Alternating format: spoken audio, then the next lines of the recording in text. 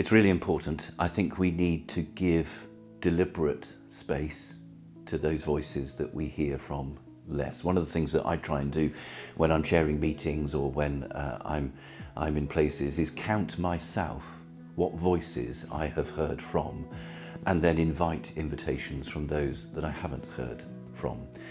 And I think it's really important to do that. When we look at the Gospels, we see the vital role of women and others, and yet that's often drowned out by the way in which so many others speak more loudly.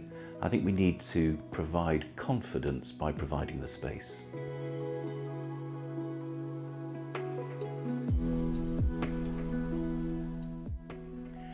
I think we need to call out inequality.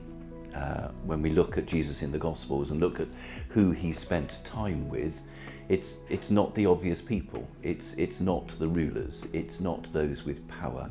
So in that sense, I think we need to be bold, as our faith asks us to be, and to stand alongside and with those who are marginalised.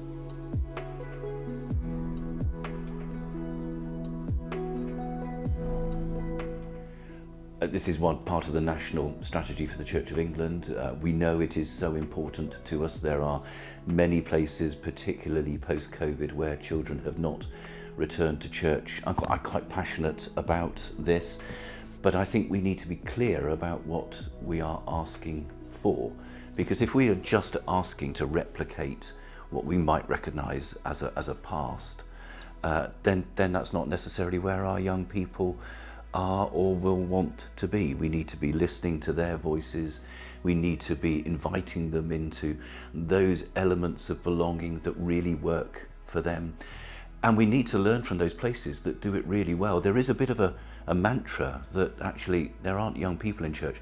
We have churches in this diocese that are full of young people, so we need to go to them and hear how they do it and replicate good practice.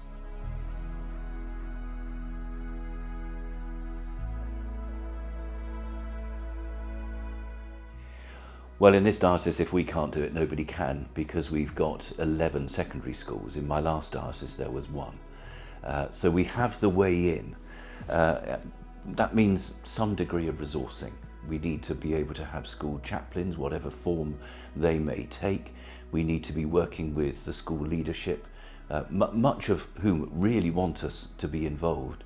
And we need to be meeting with our young people in our schools around the issues that are really important to them, rather than trying to place an agenda upon them.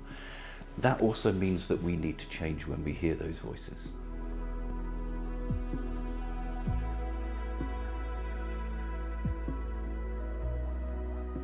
I think God doesn't see age.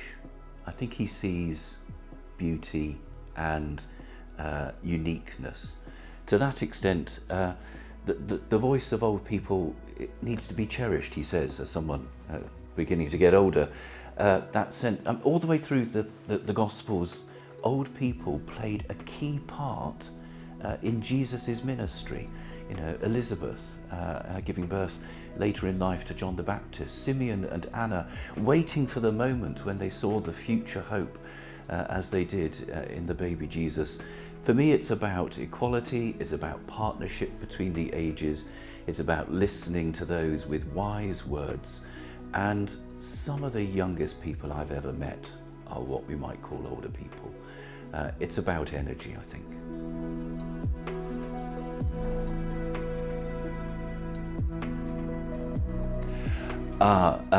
Carol and I are watching the Ted Lasso series, which our children put us onto, actually. And it tells the story of a football coach from America who had never coached a football team before. And it's not about football at all.